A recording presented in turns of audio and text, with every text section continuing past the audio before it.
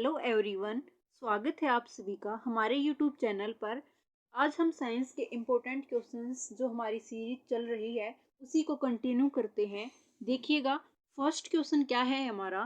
खाद्य पदार्थों के भंडारण में उपयोग किए जाने वाले टिन के डिब्बों में लोहे के ऊपर टिन का विद्युत लेपन मतलब इलेक्ट्रोप्लेटिंग किया जाता है। उसके बाद क्या है कि टिन लोहे से कम क्रियाशील होता है। इनके बारे में चर्चा करेंगे। तो इसमें जो खाद्य पदार्थ होते हैं, खाने वाले जो पदार्थ होते हैं, उनमें क्या किया जाता है कि जो ये लोहा होता है ये ज़्यादा रिएक्टिव होता है एज कंपेयर टू टिन। जो टिन है वो लोहे से कम क्रियाशील होता है, कम रिएक्टिव होता है। इसीलिए जो खाने वाले पदार्थ होते हैं उनको खराब होने से बचाने के लिए हम क्या करते हैं कि जो लोहे के डिब्बे होते हैं उनके ऊपर टिन की प्लेट चढ़ा देते हैं। जिसे और इसको किसकी सहायता से चढ़ाया जाता है, तो ये इलेक्ट्रिसिटी की मदद से हम इसको इस प्लेट को टिन की प्लेट को लोहे के ऊपर चढ़ाते हैं। इसी इसी को हम क्या बोलते हैं, इसी प्रोसेस को बोलते हैं इलेक्ट्रोप्लेटिंग प्रोसेस। और जिस इलेक्ट्रो प्लेटिंग जो प्रोसेस, इसके अंदर क्या किया जाता है, लोहे के ऊपर टिन की पतली परत चढ़ा दी जाती है जिसे क्या बोलते हैं, हम इलेक्ट्रोप्लेटिंग बोलते हैं। ठीक है। और इसमें क्या होता है, जो टिन है वो इसके साथ रिएक्शन नहीं करता, खाद्य पदार्थों के साथ रिएक्शन नहीं करता। और ये जो हमारा खाने के जो पदार्थ होते हैं वो खराब होने से बच जाते हैं। और इसके में क्या दे रखा है कि जो टिन है लोहे से कम क्रियाशील होता है। ये बिल्कुल करेक्ट है। जो लोहा है वो ज़्यादा रिएक्टिव होता है एज कम्पेयर टू टिन। इसका जो करेक्ट आंसर होगा ये होगा ए। इसका करेक्ट आंसर होगा ए, और आर दोनों सही हैं। आर ए का सही स्पष्टीकरण है। ठीक है, चलिएगा उसके बाद नेक्स्ट देखते हैं कि जो नेक्स्ट क्या है। इसके इसमें जो ये इलेक्ट्रिक करंट है उसके केमिकल जो इफेक्ट होते हैं वो मोस्ट कॉमन एग्जांपल है किसका, इलेक्ट्रोप्लेटिंग प्रोसेस का मोस्ट कॉमन एग्जांपल कौन सा है, इलेक्ट्रिक करंट के केमिकल जो इफेक्ट होते हैं वो। नेक्स्ट क्वेश्चन है हमारा। नेक्स्ट देखते हैं, पुलों तथा स्वचालित वाहनों को प्रबल बनाने के लिए उपयोग में लाई गई लोहे में संक्षारित होने तथा जंग लगने की प्रवृत्ति होती है। संक्षारित करने होने और जंग लगने की प्रवृत्ति होती है। इसमें सेकंड है, संक्षारण तथा जंग लगने से बचाने के लिए लोहे पर विद्युत लेपन द्वारा जिंक की परत निक्षेपित की जाती है। देखिएगा, इसमें क्या है कि जो पुल और स्वचालित जो वाहन बनाए जाते हैं उसमें किसका प्रयोग किया जाता है, तो लोहे का प्रयोग किया जाता है, आयरन का प्रयोग किया जाता है। लेकिन जो लोहा है ये नमी और जो हवा के संपर्क में आने पर क्या होता है, लोहे में जंग लग जाता है। इसी कारण ये जल्दी से खराब हो जाता है। और इसे जंग से बचाने के लिए और खराब होने से बचाने के लिए हम क्या करते हैं, इस पर जिंक की पतली प्लेट प्लेट चढ़ा देते हैं, जिंक की पतली परत चढ़ा देते हैं। जिसे इसी को हम क्या बोलते हैं, जो विद्युत लेपन के द्वारा, इलेक्ट्रोप्लेटिंग के द्वारा हम इस पर जिंक की पतली परत चढ़ा देते हैं। जो जिससे भी किसी मेटल पर, जैसे लोहे पर जिंक की परत चढ़ाना या फिर लोहे पर टिन की परत चढ़ाना, इसी को हम क्या, इस प्रोसेस को क्या बोलते हैं, इलेक्ट्रोप्लेटिंग इस प्रोसेस को कहा जाता है। ठीक है। उसके बाद जो देखिएगा, जो प्लेटिंग जो प्रोसेस है वो किस में यूज की जाती है, तो इसके तहत कौन कौन से, जैसे बहुत सारे इंस्ट्रूमेंट बनाए जाते हैं। फॉर एग्जांपल है, जैसे कार के कुछ पुर्जे बनाए जाते हैं। और बाथरूम होता है, बाथरूम के अंदर जो ठुट्टी होती है, टोंटी होती है, इसकी ये भी किसकी बनाई जाती है, तो इसके ऊपर भी जिंक की परत चढ़ाई जाती है। इलेक्ट्रोप्लेटिंग के तहत ही ये बनाई जाती है। और साइकिल का हैंडल हो गया, पहियों के रिम हो गए, इस पर क्या किया जाता है, क्रोमियम का लेपन किया जाता है। और जिसके कारण क्या होता है, ये चमकदार दिखाई देता है और जंग लगने से भी ये बच जाता है। ठीक है। तो इसका करेक्ट जो आंसर होगा ये क्या होगा, इसका करेक्ट आंसर होगा ए और आर दोनों सही हैं। ए और आर दोनों सही हैं, लेकिन जो आर है ये ए का सही स्पष्टीकरण नहीं है। कि संक्षारण तथा जंग लगने से बचाने के लिए लोहे पर विद्युत लेपन द्वारा जिंक की परत निक्षेपित की जाती है, ये गलत है। इस पर संक्षारण तथा इससे बचाने के लिए इसकी जो परत है वो चढ़ाई जाती है। नेक्स्ट देखिएगा,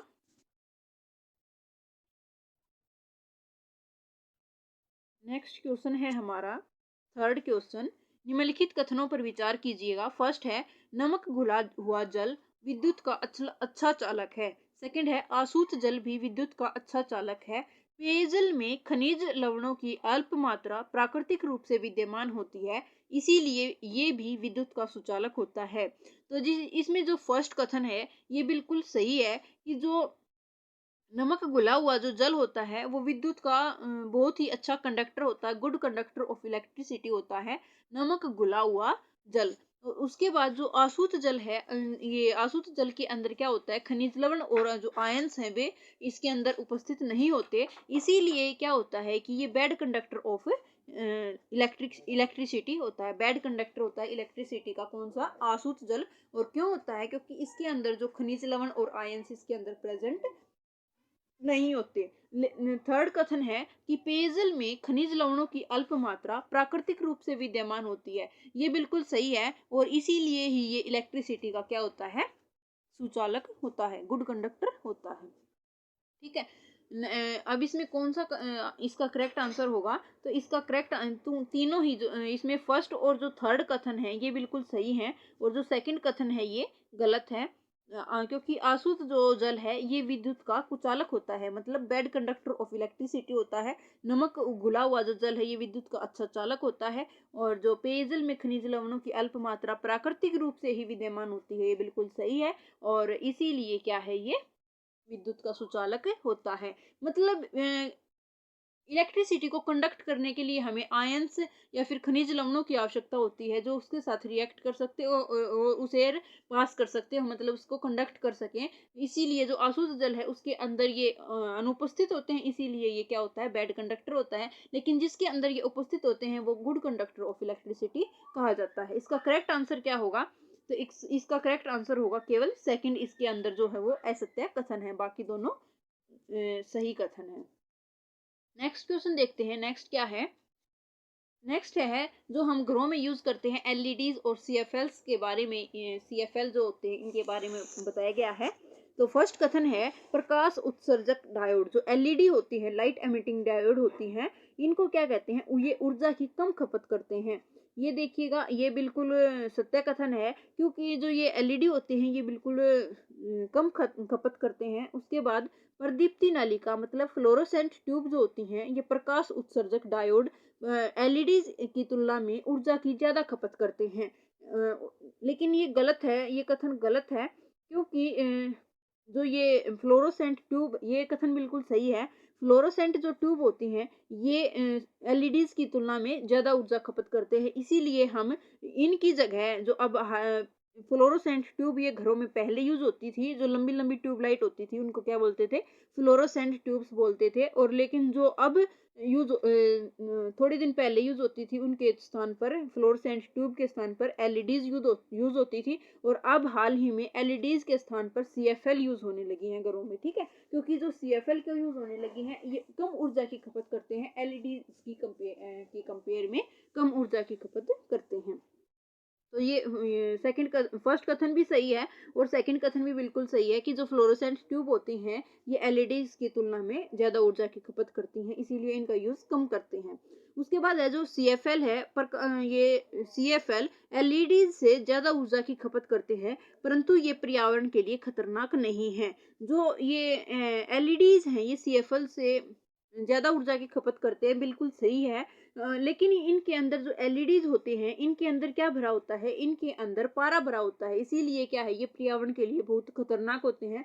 तो इसीलिए हमारा ये कथन गलत हो जाता है, क्योंकि इसके अंदर क्या लिखा हुआ है कि ये पर्यावरण के लिए खतरनाक नहीं है, लेकिन इसके अंदर पारा भरा हुआ होने के कारण ये बहुत ही ज्यादा खतरनाक होती है पर्यावरण के लिए। उसके बाद फोर्थ कथन क्या है हमारा, फोर्थ है कि जो सीएफएल है ये ट्यूबलाइट की से ज्यादा ऊर्जा खपत करती हैं। ये भी बिल्कुल गलत कथन है, क्योंकि जो सीएफएल है ये ट्यूबलाइट से कम ऊर्जा, जो सीएफएल है ये सबसे कम ऊर्जा खपत करती हैं, इसीलिए घरों में सबसे ज्यादा इन्हीं का बल्ब की जगह इन्हीं का यूज किया जाता है, सीएफएल का यूज किया जाता है। तो ये जो सीएफएल है ये सबसे कम ऊर्जा खपत करती हैं, ये कथन भी हमारा गलत है।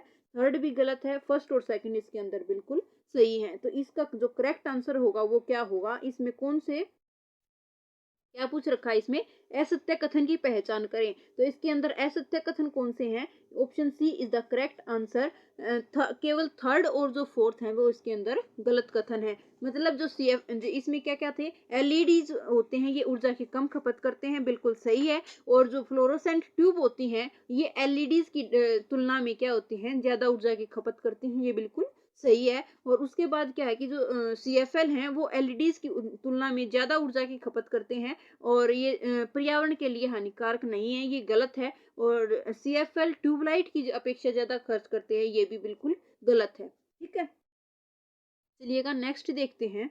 नेक्स्ट क्वेश्चन क्या है हमारा, नेक्स्ट है,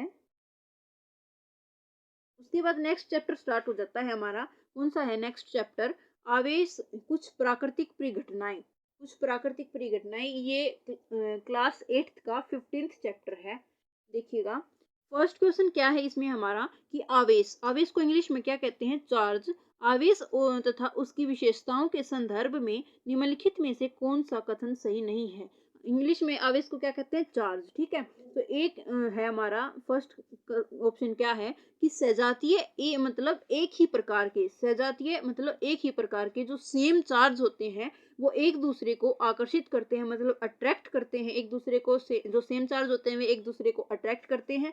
फर्स्ट कथन है ये। उसके बाद सेकंड कथन है वस्तुओं को रगड़ने पर उत्पन्न जो विद्युत आवेश होता है वो स्थैतिक होता है। मतलब जब हम किसी भी वस्तु को रगड़ते हैं, दो बॉडी को हम रगड़ते हैं, रब करते हैं, तो उसमें क्या होता है, जो इलेक्ट्रिक चार्ज है वो स्टैटिक इलेक्ट्रिक चार्ज इसके अंदर उत्पन्न होता है। ठीक है, इसके अंदर स्टैटिक जो इलेक्ट्रिक चार्ज है ये उत्पन्न होता है, इसे हम क्या कहते हैं। फिर उसके बाद थर्ड है कि जब आवेश गति करते हैं, मतलब व्हेन टू जो चार्जेस आर मूविंग देन विद्युत जो इलेक्ट्रिक धारा है वो उत्पन्न होती है। उसके बाद डी ऑप्शन है अर्थिंग द्वारा किसी आवेशित वस्तु से आवेश को पृथ्वी में भेजा जाता है। ठीक है, इसमें देखिएगा क्या दे रखा है कि जब भी जो दो सेम चार्ज होंगे वो क्या करेंगे, एक दूसरे को रिपेल करेंगे। जो सेम चार्ज होंगे वह क्या करेंगे, रिपेल करेंगे। और जो different charges are attract each other, जो अलग अलग भिन्न भिन्न प्रकार के जो आवेश चार्ज होंगे ये एक दूसरे को अट्रैक्ट करेंगे और जो सेम होंगे ये क्या करेंगे, रिपेल करेंगे। तो जो फर्स्ट कथन है ये गलत है। उसके बाद सेकंड देखिएगा कि वस्तुओं को रगड़ने पर उत्पन्न विद्युत आवेश स्थैतिक होते हैं। कि जब हम दो बॉडी है हमारे पास, उनको रब करते हैं, मतलब आपस में रगड़ते हैं, तो उससे क्या होता है कि उससे स्टैटिक इलेक्ट्रिक चार्ज जो है ये फॉर्म होता है। तो ये बिल्कुल सही है, क्योंकि जो जैसे कि ये सिल्क है, सिल्क को जब हम ग्लास रोड के साथ रब करते हैं तो उसमें जो ग्लास रोड है उस पर पॉजिटिव चार्ज आ जाता है और जो ये सिल्क है इसके ऊपर नेगेटिव चार्ज आ जाता है।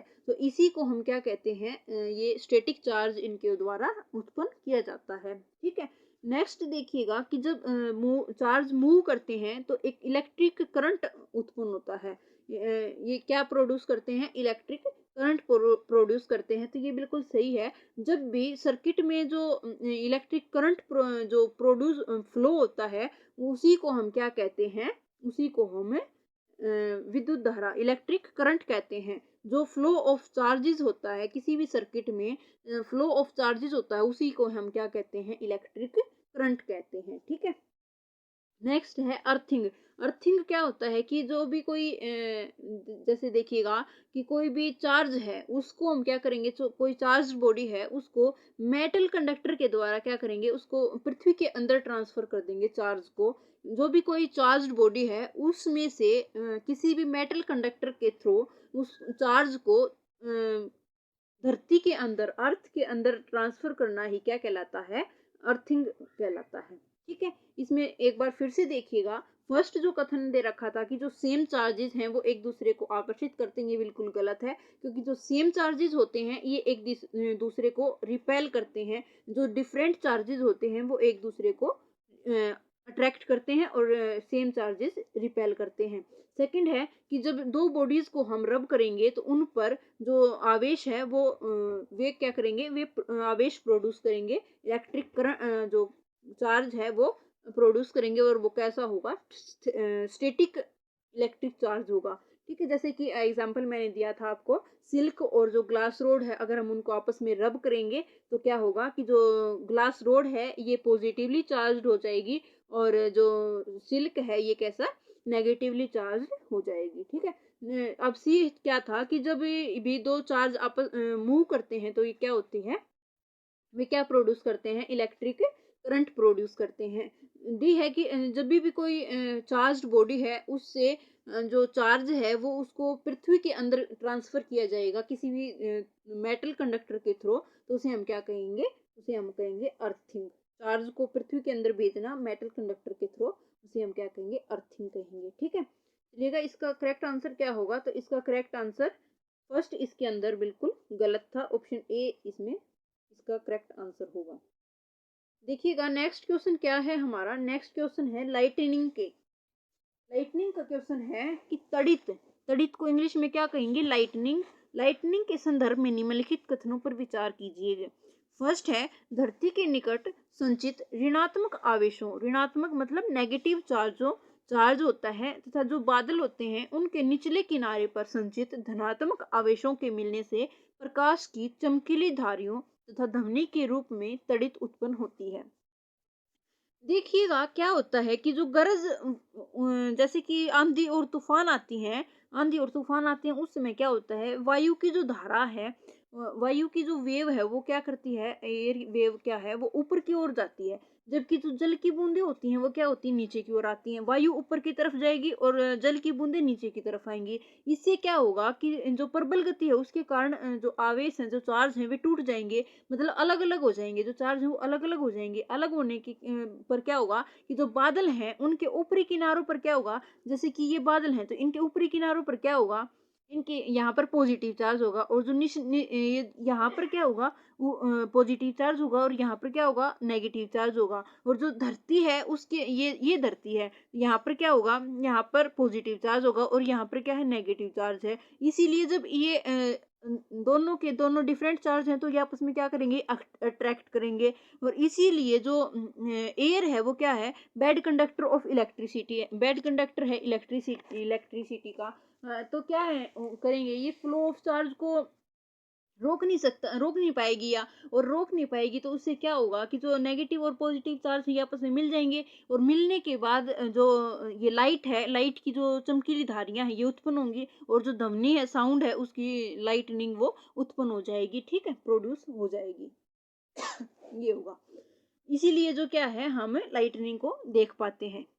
आई बात समझ में कि यहाँ पर ये बादल हैं, बादलों का जो ऊपरी सतह होता है यहाँ पर नेगेटिव चार्ज हो जाता है और यहाँ जो निचली सतह होती है यहाँ पर क्या हो जाता है, यहाँ पर ये निचली सतह है तो यहाँ पर क्या होगा, यहाँ पर होगा नेगेटिव चार्ज और यहाँ पर क्या होगा, तो यहाँ पर होगा पॉजिटिव चार्ज। और ये जो धरती है, ये धरती है, यहाँ पर क्या होगा, यहाँ पर पॉजिटिव चार्ज, इसकी ऊपरी सतह पर, धरती की ऊपरी सतह पर क्या होगा, पॉजिटिव चार्ज।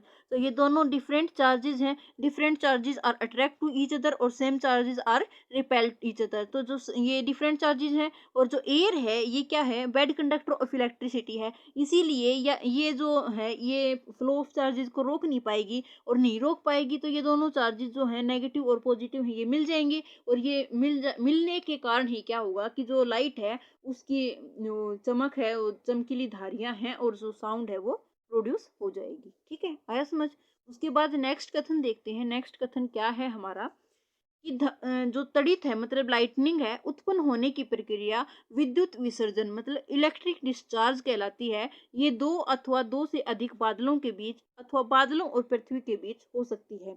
ये बिल्कुल सही है कि जो ये प्रक्रिया होती है, ये चार्ज आपस में मेल करते हैं, इंटरेक्ट करते हैं, उनको क्या इस प्रक्रिया और जो लाइटनिंग प्रोड्यूस करते हैं उसे हम क्या कहते हैं, इसे हम इलेक्ट्रिक डिस्चार्ज कहते हैं इस प्रक्रिया को। और ये प्रक्रिया, ये जो प्रोसेस है ये किस किस के बीच हो सकती है, दो या दो से मतलब एक बादल इधर हो एक बादल इधर हो तो भी ये प्रोसेस हो सकती है और जो बादल या पृथ्वी के बीच भी ये प्रोसेस हो सकती है। ठीक है, उसके बाद थर्ड कथन क्या है हमारा कि जो भवनों को लाइटनिंग के प्रभाव से बचाने के लिए तड़ित चालक नामक युक्ति का मतलब लाइटनिंग कंडक्टर का यूज किया जाता है। जैसे कि हम कोई बिल्डिंग बनाते हैं, बिल्डिंग को इस लाइटनिंग से बचाने के लिए हम क्या करते हैं कि इस यहाँ पर इससे कुछ ऊंचाई की एक लंबी छड़ यहाँ पर जो कंडक्टर है, मेटल कंडक्टर है, उसकी छड़ यहाँ पर लगा देते हैं और इसकी जो ये छड़ है इसको पृथ्वी की गहराई तक इसको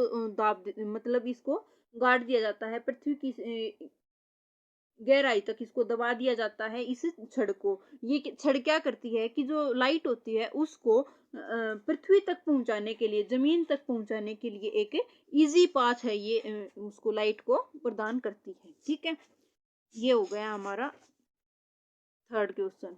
इसके बाद इसका करेक्ट आंसर क्या होगा कि इसके अंदर जो तीनों ही जो कथन थे ये बिल्कुल सही थे, तो option D is the correct answer होगा। नेक्स्ट क्वेश्चन देखते हैं। नेक्स्ट क्वेश्चन क्या है कि हमारी जो पृथ्वी है वो कई परतों में बटी हुई है, इनमें से कौन सी परत भूस्पंद के लिए उत्तरदायी है।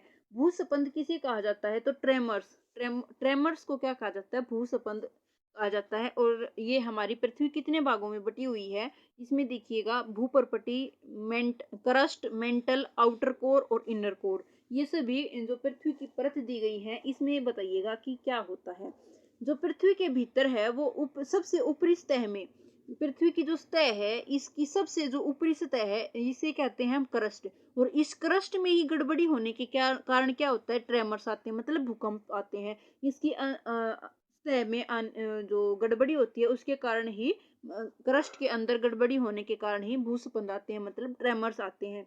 ठीक है, और ये जो पृथ्वी है इसकी परत एक खंड के रूप में नहीं है, बल्कि ये क्या है कि टुकड़ों में है। और इन टुकड़ों को हम क्या कहते हैं, इन टुकड़ों को कहते हैं प्लेट। इन टुकड़ों को क्या कहते हैं, प्लेट। और ये जब प्लेट हैं ये आपस में टकराती हैं, मतलब ये प्लेट आपस में टकराती हैं तो भी पृथ्वी के अंदर हलचल होती है और भूकंप आते हैं। और ये जो प्लेटें हैं ये एक निरंतर गति करती रहती हैं, मतलब एक दूसरे से रगड़ खाती हैं, एक दूसरे से टकराती रहती हैं। तो जब भी ये एक दूसरे के नीचे कभी ये एक दूसरे के नीचे चली जाती हैं ऐसे रगड़ खा के, जैसे हिमालय पर्वत है जो इसका निर्माण हुआ है ये एक दूसरे के नीचे जैसे धस जाती हैं तो वहां पर ऊपर पर्वत का निर्माण हो जाता है। ठीक है, ऐसे ही इसके अंदर कुछ हलचल होती रहती है, उसी प्रकार पृथ्वी पर ट्रेमर्स आते रहते हैं। ठीक है, उन्हीं को हम क्या कहते हैं, भूकंप कहते हैं।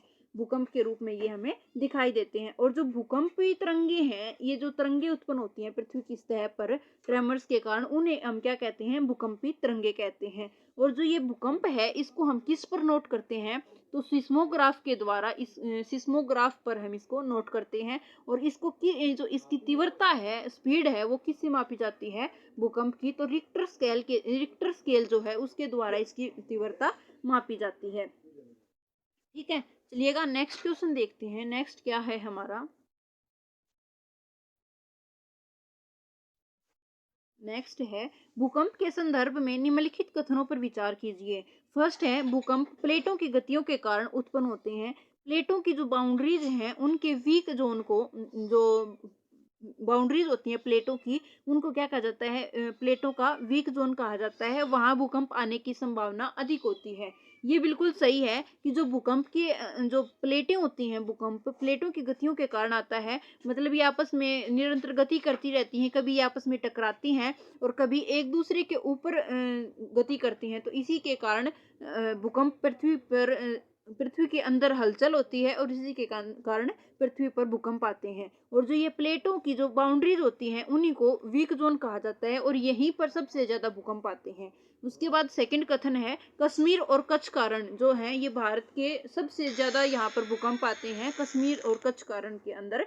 और जैसे राजस्थान है, समस्त उत्तर पूर्व का जो भारत है उसके अंदर भी सबसे ज्यादा भूकंप आते हैं। और दक्षिण भारत का भी कुछ भाग ऐसा है जिसके अंदर भूकंप बहुत ज्यादा आते हैं। तो इसमें इसका जो करेक्ट आंसर होगा वो क्या होगा, option C is the correct answer. इसमें दोनों कथन हैं ये बिल्कुल ही सही है। उसके बाद नेक्स्ट क्वेश्चन देखते हैं। नेक्स्ट क्या है कि भूकंप की शक्ति के परिमाण को मापने के लिए प्रयुक्त पैमाने के संदर्भ में निम्नलिखित कथनों पर विचार कीजिए। फर्स्ट कथन है इसके लिए रिक्टर पैमाने का प्रयोग किया जाता है। ये बिल्कुल सही है कि भूकंप की जो तीव्रता मापी जाती है, स्पीड मापी जाती है, तो ये किसके द्वारा मापी जाती है? रिक्टर स्केल के द्वारा ये स्पीड मापी जाती है। और यह पैमाना रैखिक होता है, मतलब लीनियर होता है। ये गलत है, क्योंकि ये जो पैमाना होता है ये लॉन्गिट्यूडनल होता है। ये पैमाना कैसा होता है? लोगरिथमिक होता है। ये पैमाना लीनियर नहीं होता। उसके बाद थर्ड है, इसमें 2 अंक की वृद्धि का अर्थ है लगभग 1000 गुनी अधिक विनाशी ऊर्जा है। जैसे कि ये इसमें रिक्टर पैमाने में हर अगला जो अंक होता है ये उससे 10 गुना होता है, इससे 10 गुना होता है। तो जो 2 अंक की वृद्धि का अर्थ क्या होगा कि इसमें 1000 गुना अधिक विनाशी ऊर्जा होगी। इसमें जो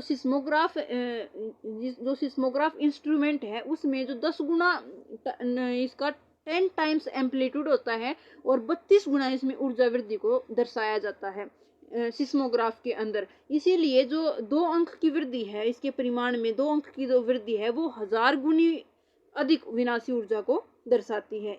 इसमें जो क्या है, इसका करेक्ट आंसर क्या होगा? इसमें ऑप्शन सेकंड गलत है, फर्स्ट और थर्ड सही है। तो देखिएगा इसमें कौन से ऑप्शन में दिया गया है। तो ऑप्शन बी में ये बिल्कुल दिया गया है, ऑप्शन फर्स्ट और थर्ड सही है, ऑप्शन सेकंड गलत है। चलिएगा नेक्स्ट देखते हैं। नेक्स्ट है, तड़ित से सुरक्षा के संदर्भ में निम्नलिखित कथनों पर विचार कीजिएगा कि जब लाइटनिंग हो रही हो, आकाश में बिजली चमचमा रही हो, तो उससे हम कैसे सुरक्षा करेंगे अपने आप की। तो फर्स्ट है, यदि आप कार या बस से यात्रा कर रहे हो तो वाहन की खिड़कियां एवं दरवाजे बंद कर लेने पर आप उसके भीतर सुरक्षित रहेंगे। ये बिल्कुल सही है कि अगर लाइटनिंग हो रही है तो अगर हम बस या कार से यात्रा कर रहे हैं तो वाहन की खिड़कियां और दरवाजे बंद कर लें, इससे हम भीतर सुरक्षित रहेंगे। बिल्कुल सही है। उसके बाद सेकंड है, यदि आप किसी खुले जगह पर हैं तो किसी बड़े वृक्ष के नीचे आप सुरक्षित रहेंगे। ये गलत है। यदि आप किसी खुली जगह पर हैं तो आप बड़े वृक्ष के नीचे सुरक्षित नहीं रहेंगे, क्योंकि वहां पर जो बिजली है उसके गिरने के सबसे ज्यादा संभावना होती है बड़े वृक्ष के नीचे। ऊंचे वृक्ष और ऊंचाई वाले स्थान पर सबसे ज्यादा बिजली गिरती है। इसी में क्या होगा कि बड़े वृक्षों की अपेक्षा अब छोटे वृक्षों को ज्यादा वहां पर ठहरना बिल्कुल सुरक्षित होगा। इसीलिए ये कथन हमारा गलत है, क्योंकि बड़े वृक्षों की अपेक्षा हमें छोटे वृक्षों के नीचे सुरक्षित रहेंगे हम। थर्ड कथन है, यदि आसपास कोई वृक्ष न हो तो जमीन पर सिमट कर बैठना सुरक्षित होगा। ये बिल्कुल सही है कि अगर आप जंगल के अंदर हैं और वहां पर कोई भी वृक्ष नहीं है तो क्या करेंगे, हम जमीन पर अपने बैठ जाएंगे और अपने हाथों को घुटनों पर रख करके और सिर को हाथों के बीच रखकर सिर को हाथों के बीच रखेंगे और बैठ जाएंगे सिमट कर। क्योंकि इससे क्या होगा, हमारा एरिया कम हो जाएगा। लाइटनिंग के तुलना में जो लाइटनिंग के समक्ष जो हमारा एरिया है वो कम हो जाएगा। इसी कारण जो बिजली है वो गिरने का संभावना होगी वो कम होगी। ठीक है, तो इसके अंदर फर्स्ट और जो थर्ड है ये सही है और सेकंड गलत है। देखिएगा इसका करेक्ट आंसर क्या होगा। इसमें उपयुक्त असत्य कथन बताना है, तो जो केवल सेकंड है ये बिल्कुल असत्य कथन है। जो रिक्टर स्केल है ये एक लोगरिथमिक ये है। ये क्वेश्चन था हमारा, तो इसमें बी ऑप्शन इसका करेक्ट होगा। चलिएगा नेक्स्ट देखते हैं। नेक्स्ट चैप्टर हमारा स्टार्ट हो गया। ये नेक्स्ट चैप्टर कौन सा है? प्रकाश, लाइट का चैप्टर हमारा स्टार्ट हो गया और 16th चैप्टर है ये 8th क्लास का। निम्नलिखित पर विचार कीजिए। फर्स्ट है, वस्तु द्वारा स्वयं का प्रकाश उत्सर्जन। सेकंड है, वस्तु द्वारा प्रकाश का परावर्तन। थर्ड है, प्रकाश का विक्षेपण। उपयुक्त में से कौन सी जो घटना है वो किसी वस्तु को देख पाने की घटना से संबंधित है? तो बताइएगा कि जो इसमें जैसे देखिएगा, हम कोई भी वस्तु कब देख पाते हैं? हम कोई भी वस्तु जब देख पाएंगे जब वो जिस वस्तु को देखना है वो वस्तु उसके ऊपर जो प्रकाश जो पड़ रहा है वो उसको ट्रांसमिट करे। मतलब हमारी आंखों पर जब भी प्रकाश पड़ेगा उस वस्तु से परावर्तित होकर हमारी आंखों पर जब प्रकाश पड़ेगा जब हमें वो वस्तु दिखाई देगी, वरना हमें वस्तु दिखाई नहीं देगी। तो जैसे कि बल्ब है, बल्ब से जो प्रकाश है वो एमिट होता है और वो हमारी आंखों पर पड़ता है और बल्ब हमें दिखाई देता है।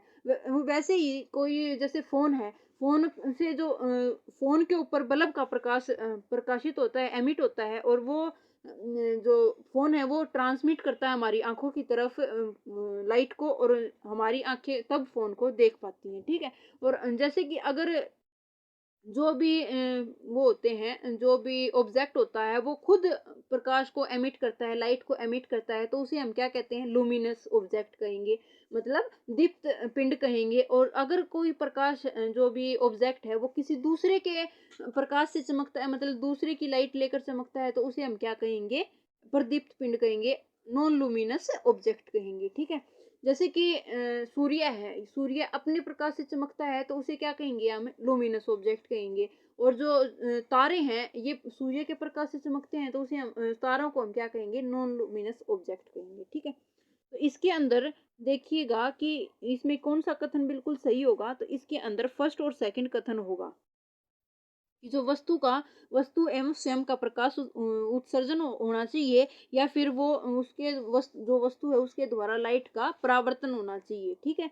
परावर्तन होना चाहिए जब हम उस वस्तु को, रिफ्लेक्शन होना चाहिए, मतलब जब हम उस वस्तु को देख सकते हैं। और जो ये प्रकाश का विक्षेपण है, मतलब स्प्लिटिंग ऑफ लाइट है, इसके द्वारा क्या होगा कि जो लाइट है वो 7 रंगों में विभाजित होती है। जो व्हाइट लाइट है ये 7 रंगों में विभाजित होती है, जिससे कि हमें क्या होता है, इंद्रधनुष का निर्माण होता है। जो वर्षा होती है, वर्षा के बाद हमें इंद्रधनुष दिखाई देता है, तो वो जो इंद्रधनुष वो किस वजह से बनता है, तो स्प्लिटिंग ऑफ लाइट की वजह से ये इंद्रधनुष की प्रक्रिया होती है, प्रोसेस होती है। और स्प्लिटिंग ऑफ लाइट को ये क्या कहा जाता है, splitting of light into 7 colours, इसको क्या कहा जाता है, डिस्पर्जन इसको कहा जाता है, ठीक है। तो इसका करेक्ट आंसर होगा ए, इसका करेक्ट आंसर होगा। जब भी कोई वस्तु या तो स्वयं प्रकाश एमिट करे या फिर उसको रिफ्लेक्ट करे प्रकाश को, तभी हम उस वस्तु को देख पाएंगे, वरना हम उस वस्तु को देख नहीं पाएंगे। नेक्स्ट क्वेश्चन क्या है, नेक्स्ट है, प्रकाश के परावर्तन के संदर्भ में निम्नलिखित कथनों को पर विचार कीजिएगा। रिफ्लेक्शन ऑफ लाइट, फर्स्ट है, इस जो ये प्रोसेस होती है इसके अंदर आपतन कोण मतलब इंसिडेंट एंगल सदैव परावर्तन कोण के बराबर होता है। इंसिडेंट एंगल और रिफ्लेक्टेड एंगल हमेशा इक्वल होते हैं। सेकंड है कि जो इंसिडेंट रे है और रिफ्लेक्टेड रे है और जो नॉर्मल है ये एक ही प्लेन के अंदर लाई करते हैं, तो ये बिल्कुल सही है। जो रिफ्लेक्शन ऑफ लाइट होता है उसी उसके अंदर क्या होता है कि जो इंसिडेंट रे और जो जो इंसिडेंट एंगल और जो रिफ्लेक्टेड एंगल होता है ये बिल्कुल बराबर होता है। और उसके बाद जो इंसिडेंट रे और रिफ्लेक्टेड रे और नॉर्मल ये क्या करते हैं, ये एक ही प्लेन के अंदर लाई करते हैं। चलिएगा, इसका करेक्ट आंसर होगा फर्स्ट और सेकंड दोनों, इसका करेक्ट आंसर होगा। उसके बाद नेक्स्ट देखते हैं, नेक्स्ट है, निम्नलिखित में से नेत्रों का कौन सा भाग नेत्रों के विशिष्ट रंग के लिए उत्तरदायी होता है। इसमें देखिएगा कि ए ऑप्शन है लेंस, बी है कॉर्निया, सी है रेटिना, डी है आइरिस। तो जो आंख है, ह्यूमन आई है, उसमें स्पेसिफिक कलर जो कौन सा पार्ट देता है आंख का, ये बताइएगा। इसमें जो आइरिस है ये ह्यूमन आई को स्पेसिफिक कलर प्रदान करता है, ठीक है। तो जो मानो कि जो ह्यूमन आई होती है उसके अंदर जो शेप है वो कैसी होती है, उसकी शेप होती है गोलाकार, उसकी शेप होती है। और जो आई है उसका आउटर पार्ट होता है वो सफेद होता है, और ये बहुत ही हार्ड होता है। और जो इसके ये क्या करता है कि इसके जो इनर पार्ट होते हैं उनकी सुरक्षा कौन सा पार्ट करता है, तो बाहर वाला पार्ट करता है, ये सबसे हार्ड होता है और ये सफेद होता है और इनर पार्ट की रक्षा करता है। जो इसके पारदर्शी जो भाग होते हैं जैसे कि कॉर्निया होता है, ये कैसा होता है, ये ट्रांसपेरेंट होता है। कॉर्निया कैसा होता है, ट्रांसपेरेंट होता है। और ये क्या कहलाता है, ये स्वच्छ मंडल भी इसे कहते हैं। और कॉर्निया के पीछे एक डार्क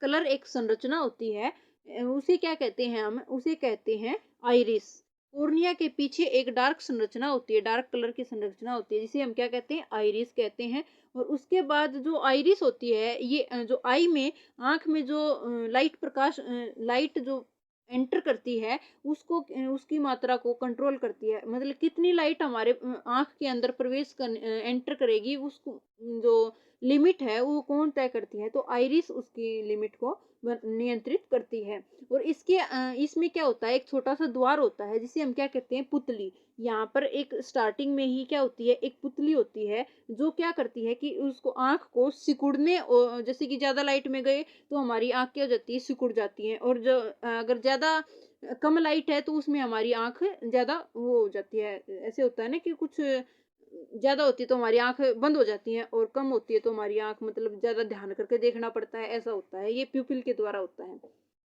उसमें क्या है, और उसके बाद जो प्यूपिल होती है उसके बाद पीछे क्या होता है, एक लेंस लगा होता है। और ये जो लेंस होता है हमारी आँख में, ये कौन सा लेंस होता है, कन्वेक्स लेंस होता है।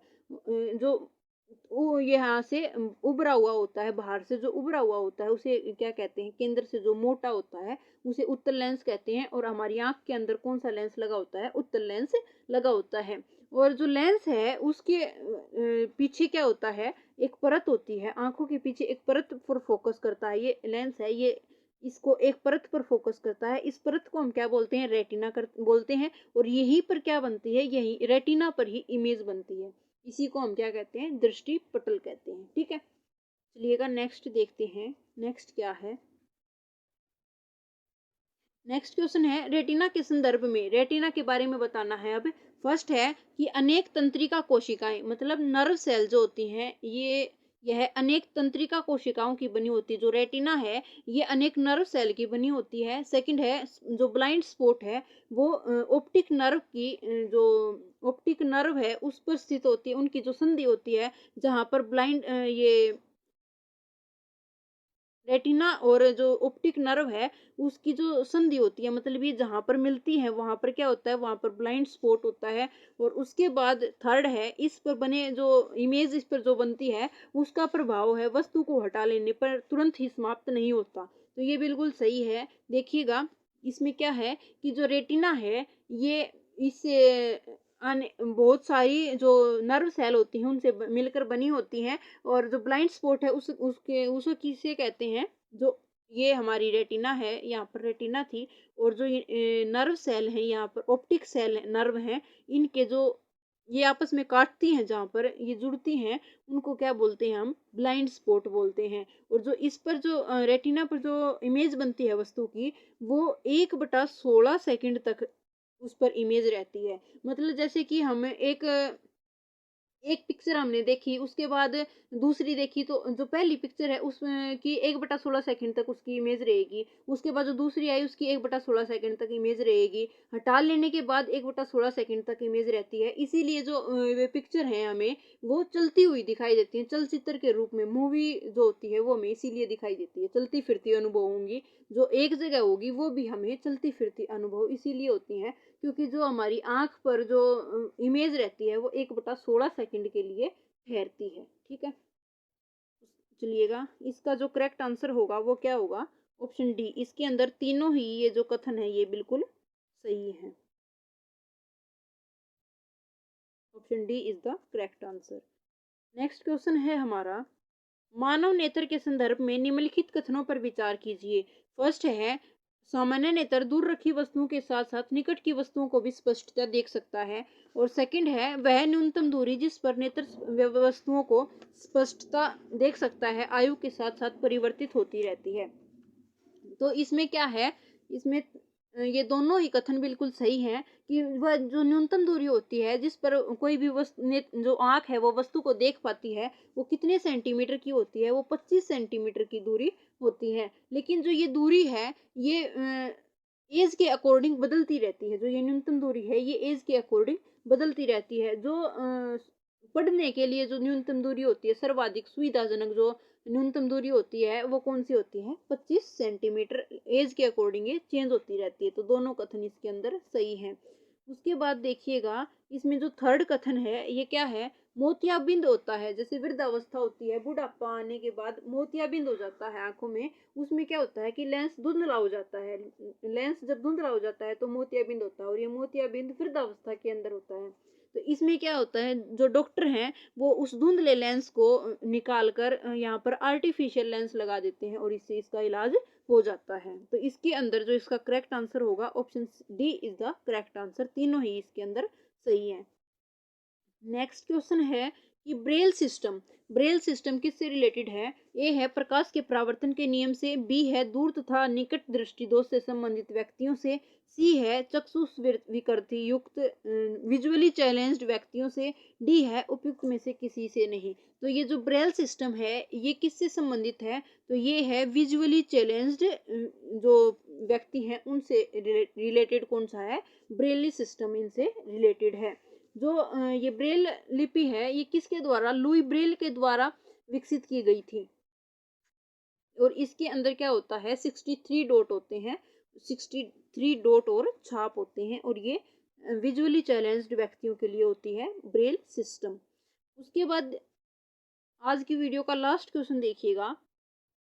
जंतुओं के नेत्र, जो जंतुओं की आंख होती हैं वो विभिन्न आकृति की होती हैं तथा विभिन्न जो विशेषताएं रखती हैं, इन विशेषताओं के बारे में बताइएगा। जो केकड़े हैं उनके जो आंख होती है वो बहुत छोटी छोटी होती हैं और वो चारों तरफ देख सकता है। और जो तितली की जो आंख होती है बहुत बड़े साइज की होती है और ये सहस्रों छोटे नेत्रों से मिलकर बने प्रतीत होते हैं। मतलब ये क्या होती है कि छोटी छोटी छोटी छोटी आंख मिल करके एक बड़ी आंख बनी है, ऐसा प्रतीत होता है तितली की आंख में।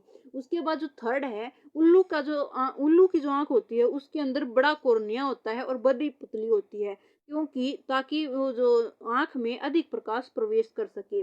तो इसमें क्या है कि इसमें तीनों ही कथन बिल्कुल सही हैं। जो केकड़े की आंख होती है वो बहुत छोटी होती हैं, लेकिन जो केकड़ा है वो चारों तरफ देख सकता है, मतलब चारों तरफ वो देख सकता है और इसकी आंख बहुत छोटी होती है। सेकंड है कि जो तितली है उसके नेत्र बड़े होते हैं, लेकिन ये छोटी छोटी छोटी छोटी आंख से मिलकर के बनी प्रतीत होती है। एक आंख बहुत छोटी छोटी छोटी छोटी आंखों से मिलकर बनी प्रतीत होती है। लेकिन ये क्या है कि ये सामने और साइड में ही नहीं बल्कि ये पीछे भी देख सकती है। क्या? ये सामने और पार्श्व और पीछे भी हर जगह ये देख सकती है। थर्ड है, उल्लू का जो आंख, उल्लू की जो आंख होती है उसमें कॉर्निया बड़ा होता है और पुतली भी बड़ी होती है, ताकि इसके अंदर जो लाइट है वो ज्यादा प्रवेश कर सके। और इसकी जो रेटिना होती है उसमें बड़ी संख्या में क्या होती हैं? रोड्स होती हैं। लेकिन जो कोन होती हैं वो बहुत थोड़े होते हैं, कुछ ही होते हैं, कोन्स कम होते हैं। जिस कारण क्या होता है कि जो उल्लू है वो रात में देख सकता है लेकिन दिन में नहीं देख सकता। क्यों क्यों नहीं देख सकता? क्योंकि इसके अंदर जो कोन होते हैं इसकी रेटिना में वो कम होते हैं और जो रोड हैं वो ज्यादा होते हैं। नंबर ऑफ रोड्स ज्यादा होती हैं और नंबर ऑफ कोन्स कम होते हैं। कोन किसके लिए? कलर के लिए यूज होता है, ठीक है। और उसके बाद की जो ये दिन में नहीं देख सकता, रात में देख सकता है। और जो दिन के जो पक्षी होते हैं उनकी जो आंख होती है उनमें कोन अधिक होते हैं और जो रोड होती हैं वे कम होती हैं। मतलब जो दिन में देख सकता है उसके जो आंख होते हैं उनमें कोन अधिक होते हैं और रोड कम होते हैं, और जो उल्लू है उसकी आंख में रोड अधिक होते हैं और कोन कम होती है। ठीक है, तो ये तीनों ही कथन बिल्कुल सही है। इसका option D is the correct answer होगा। आज के लिए इतना ही फ्रेंड्स, मिलते हैं नेक्स्ट वीडियो में। आपको वीडियो कैसी लगी लाइक शेयर और कमेंट करके जरूर